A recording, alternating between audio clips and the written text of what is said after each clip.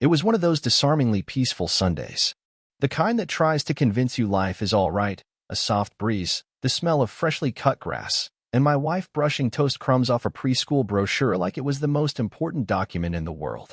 We were sitting at an outdoor cafe 2 blocks from our home, sipping lattes and flipping through pamphlets. "I like this one," she said, pointing to a Montessori school that looked like it cost more than my first car. "It's progressive. Liam would thrive in that kind of environment." I nodded. I didn't say much. I hadn't for a while, but I was there. Present. Listening. Pretending. Like any good husband who already knew his wife was drifting somewhere I couldn't reach. We made a list. We laughed, a little too loud, a little too forced. And when the waitress complimented us on our beautiful family, Ashley smiled like she believed it. That night, Liam fell asleep with his favorite stuffed dinosaur under one arm and her Kindle, the one I bought her 2 birthdays ago, glowing on the nightstand. I kissed his forehead. She didn't kiss mine. I lay awake beside her, eyes fixed on the ceiling fan turning slow as molasses. I wasn't angry. Not yet. Just waiting. Because I knew something was coming.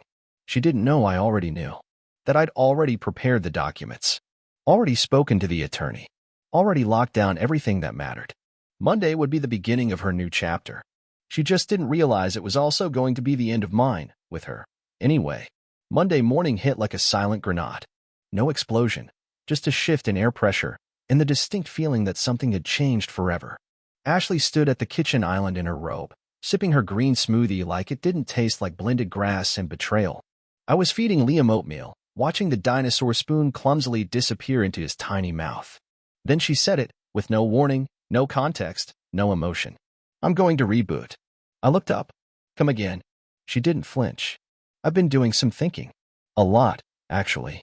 I'm not happy. I haven't been happy. And I think I need to step away. Reboot. Like a hard reset." There it was. That was her word for it. Reboot. Not separate. Not divorce. Not, "I've been cheating on you with a man who drives a Tesla and wears loafers without socks." No. Ashley wrapped the end of our marriage in Silicon Valley buzzwords, as if she were updating her relationship status like a failed app version. "I'm not surprised," I said. And I wasn't. She looked at me like I was supposed to cry, or plead, or argue. But I just wiped Liam's chin with a napkin and said, "All right." A twitch in her jaw. She hadn't expected calm. That's the thing about people who plan betrayal. They also planned your meltdown. When you don't give it to them, they get confused. "I think I'll stay with Lacey for a while," she added, referencing her best friend who, for the record, had been out of town during every weekend Ashley had actually been at the W Hotel with her side project. "Sure," I replied. And when she left an hour later with a duffel bag, a yoga mat, and not even a glance toward Liam's cereal bowl, I knew I had been right to prepare. The custody packet was already signed.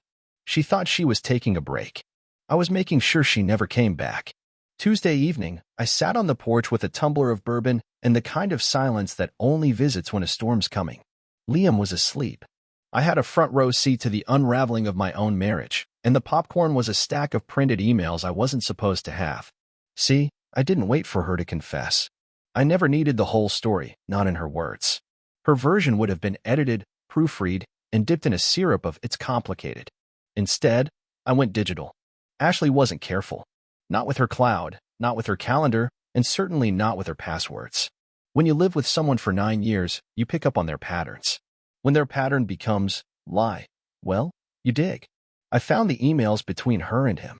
The colleague with the overpronounced jawline and the voice like a TED Talk on how to be insufferable. His name was Drew. Of course it was. A man named Drew was always going to wreck my life wearing cologne that cost more than my car insurance.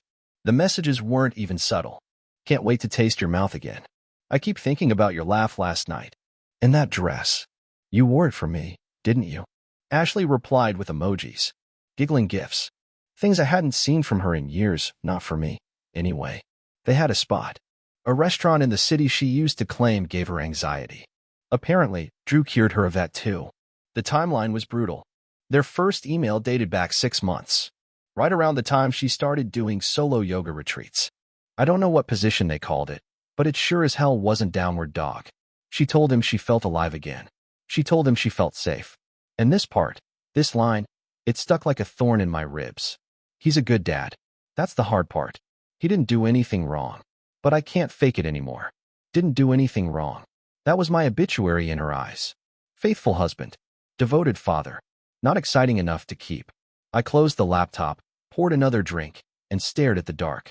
She thought she had the upper hand, slipping into someone else's arms while I warmed the leftovers she didn't finish. But she didn't know what I knew. And she definitely didn't know what I was about to do. The moment I closed that laptop, something inside me changed. It wasn't rage. It wasn't sadness either. Those had already come and gone like bad house guests. What took their place was colder, cleaner, like the silence that falls after the final gunshot in a war movie. I stood up, walked into the kitchen, and opened the cabinet above the fridge. That's where I kept the folder, just in case. Most men don't have a just in case my wife betrays me file, but I'm not most men. And Ashley? She wasn't most wives. Not anymore. Inside the folder were copies of bank statements, screenshots, and printouts of text messages I had intercepted. I'd been collecting quietly, week by week, ever since she started smiling more at her phone than at her son. You learn a lot when you stop arguing and start observing. Her affair wasn't just emotional. It was logistical, coordinated. There were travel receipts, a shared Dropbox folder with photos from a weekend conference, and a joint Amazon account where they'd ordered, of all things, matching toothbrushes. That one hit different. I don't know why. Maybe because sharing a toothbrush holder is somehow more intimate than a hotel room. It's domestic, familiar. They were playing house while I was raising our child in one. It wasn't just Drew either. There were hints, subtle ones, of others. Comments from girlfriends, a suspicious Venmo trail to a man I didn't recognize, late-night Uber rides that never ended at the gym. She had built a secret life behind the drywall of our home, and I'd lived in it like a squatter who didn't realize the house had been sold. But this next part, this was mine. I drove to the attorney's office the next morning. An older man named Sutton, sharp eyes, sharper suit. He already had my file open before I sat down. "You're sure?" he asked, fingers steepled under his chin. I nodded. "She walked out Monday. Told me she wants a reboot." He raised one brow. "And she doesn't know?" "Not a clue. She thinks she's taking a break. I'm making sure it's permanent." He smiled, not cruelly, just professionally, like a surgeon looking at an easy operation. "Then let's get to work." We filed for divorce with a motion for full custody, emergency grounds. The packet I'd built gave us leverage. The messages proved infidelity. The financials hinted at marital waste. But the centerpiece, the one thing she never saw coming, was the clause she signed when we refinanced the house. She'd waived her rights in the event of infidelity. That signature, tucked in the fine print, had just handed me the keys to everything. "Do you want to hit her with everything at once?" Sutton asked. "No," I said. "Let her keep thinking she's ahead. Let her run a little further. I want her relaxed when it hits. Comfortable. Distracted." He gave me a long look. "That's strategic." I smiled. "It's deserved." By Friday, I'd moved money into protected accounts, changed passwords, froze the credit she used. I even scheduled a meeting with Liam's future school, the one we chose together last Sunday, back when she still pretended we were a team. I told the admissions office she'd stepped away from parenting duties temporarily. They were sympathetic. I had the emails to back it up. That night, Ashley texted, "How's Liam?" I sent back a photo of him asleep in bed, dinosaur tucked under his arm. "Doing great. Just finished enrolling him at Greenfield. Without me. Didn't know rebooting included educational input." No response. That was the first crack. But it wasn't the last. Saturday morning, she showed up unannounced. I saw her through the peephole. Perfect makeup, sunglasses, wearing that new jacket Drew must have bought her, pretending she hadn't just nuked our life from orbit. I opened the door slowly. "Can we talk?" she said. "About what?" I asked. "The toothbrushes or the Dropbox folder?" Her mouth opened, closed, then opened again. "You snooped." "No," I said. "I survived. Big difference." She crossed her arms. "You're being dramatic." I laughed. That deep kind of laugh that doesn't reach your eyes. "Right? You build a second life behind my back, and I'm the dramatic one." She glanced past me, into the house. "I just want to see Liam." I stepped forward, blocking the door. "You left Monday. You said you needed space. You never once asked to talk to him. Until now. Until I mentioned custody. Don't pretend this is about love. This is about leverage." Her jaw clenched. "You're turning him against me." "No, I said quietly. You did that all by yourself? She stepped back, stunned for the first time. I could see it in her eyes. She wasn't the chess master anymore. She was the piece cornered. You think a judge will side with you? She spat. Mothers always win. I shrugged. Maybe. But I've got screenshots, receipts, and a time-stamped photo of you and Drew checking into the W Hotel the night you told me you were with Lacey. Which, small world, is also the night you missed Liam's school recital. Remember that? She didn't answer. Don't worry, I said, stepping back inside. You'll get the papers soon. Until then, enjoy the reboot. And then I closed the door on the woman I once promised to grow old with. Turns out, she grew out of me first. But the thing she never saw coming? I was the one writing the ending now. They say revenge is a dish best served cold. Personally, I preferred mine slow-cooked, marinated in foresight, seasoned with irony, and served on a plate she helped pay for. Sunday evening rolled in like fog, quiet and heavy. Ashley hadn't messaged again. Not even the fake, concerned text she used to send when she wanted to appear maternal. My guess? She was regrouping. Consulting with Drew or her therapist, or maybe one of those empowered friends who always told her she deserved better, even when better meant betraying the man who paid their Netflix login. I, meanwhile, was busy. Monday morning, I dropped Liam off at school, then drove to a downtown building that didn't look like much from the outside. Brick exterior, faded awning, but inside was a polished office that specialized in digital forensics and private investigation. Sutton had recommended them. The guy they assigned me looked like someone who hadn't blinked since 2004. Name was Dev, wore a hoodie under a blazer and had that wiry, caffeinated energy that suggested he only slept on Tuesdays. I need everything, I told him. Emails, texts, bank activity. Anything involving Ashley Matson and Andrew Claremont. Dev nodded. You want tracking? I paused. Legally? He grinned. Define legal. I didn't answer. Just slid him a thumb drive with what I already had. Add to it. While Dev got to work peeling back her digital double life, I focused on logistics. I wasn't just going to end this marriage. I was going to rewrite the narrative, not as the poor husband left behind, but as the man who turned heartbreak into a blueprint for domination. Step 1 was social. Ashley loved her image. Her Instagram was a curated fiction. Happy mother, thriving wife, all filter and no facts. Her followers, mostly yoga moms and book club wine sippers, worshipped her like a suburban goddess. But that goddess was about to get mortal real fast. I created an anonymous account. I followed her. Waited. Then I posted one photo. Her and Drew at the W Hotel lobby, timestamped. Caption? Girls' night out? It took exactly 18 minutes for her to message me. Who is this? A mirror. I typed back. One you clearly haven't looked into in months. She blocked the account. But it was too late. A few mutuals had already seen it. The digital world never forgets, and Ashley was about to learn that karma doesn't need a hashtag. Step 2 was financial. Sutton helped me file for a forensic audit. I wasn't just interested in the money she spent on Drew. I wanted to know if she'd used our joint resources to fund the affair. Hotel bills? Gas? Gifts? That could fall under marital fraud. And if we proved that, not only could she lose her half of our assets, she could owe me restitution. By Thursday, Dev sent over the first batch of findings. And brother, it was a buffet of betrayal. Email threads from her work account, detailing weekend trips disguised as conferences. Digital calendars showing overlapping bookings with Drew's travel itinerary. Even a shared Spotify playlist called Us Time Vibes, which, frankly, offended me more than the infidelity. Their taste in music was criminal. But one message stood out. From Drew to Ashley, dated 3 weeks ago. I love you, but I'm not ready for kids. You need to start putting yourself first. I'm not raising another man's son. There it was. The smoking gun. Ashley had traded a husband for a fantasy. And that fantasy didn't even want the one thing she should have been protecting, Liam. I printed the email, highlighted that line, folded it, nice and neat, slipped it into the custody petition packet that was now thicker than a law textbook. I wanted the judge to see it. I wanted it documented, in ink, that the man she left her family for had no interest in being part of it. Friday, she called. Not text. Not email. A real call, the kind of directness she'd avoided since the day she walked out with her yoga mat and a borrowed sense of independence. I answered on speaker, letting the phone sit on my desk. Logan, she said.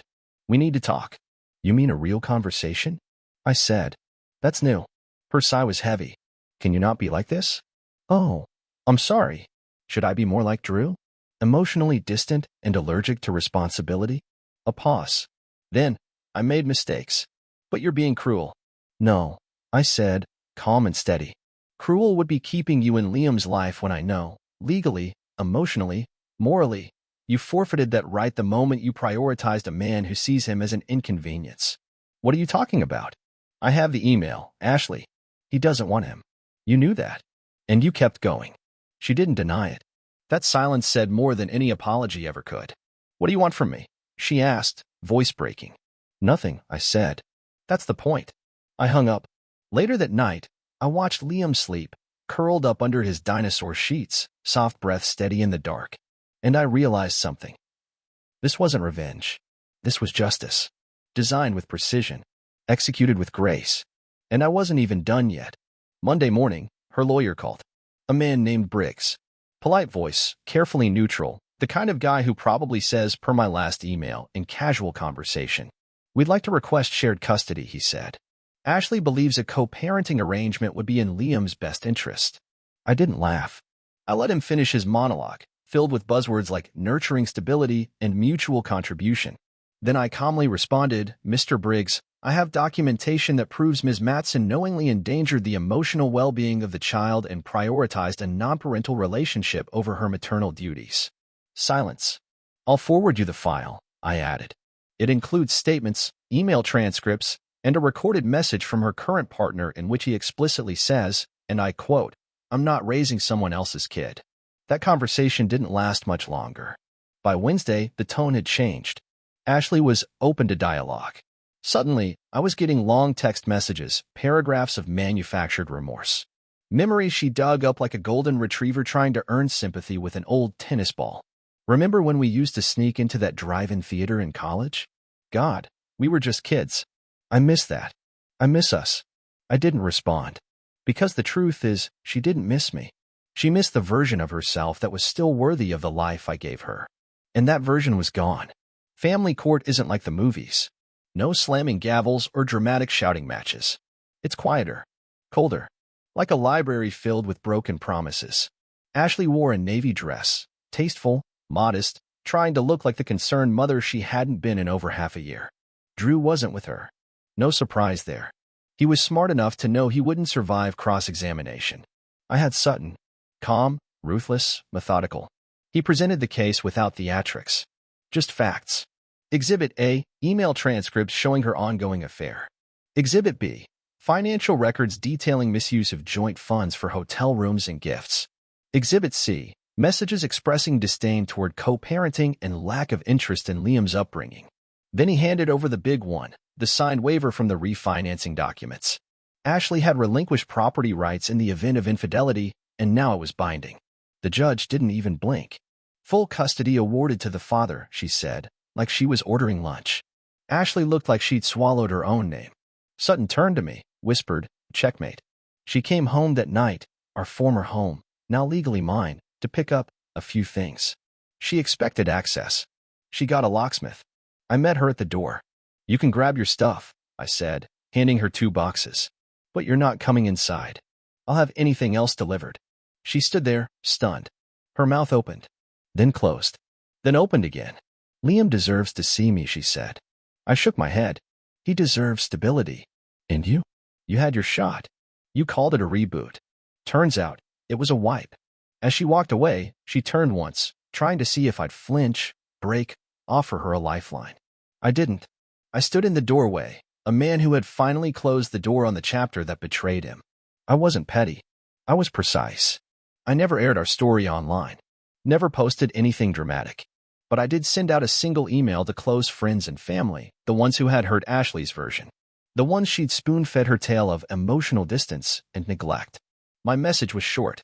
For those who've heard about the separation, I'm attaching a brief file containing the real timeline, full context, and legal results. I have no interest in gossip, only clarity. Thank you for respecting Liam's privacy and mine. Attached were 5 PDFs. The hotel receipts, the custody order, the waiver document, screenshots of Drew's messages, a photograph of Ashley and Drew, timestamped, the night she skipped Liam's school recital.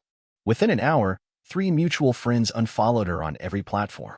2 of her yoga buddies reached out to apologize. Her own sister sent me a one-word text. Unbelievable. Sometimes, silence is louder than shouting.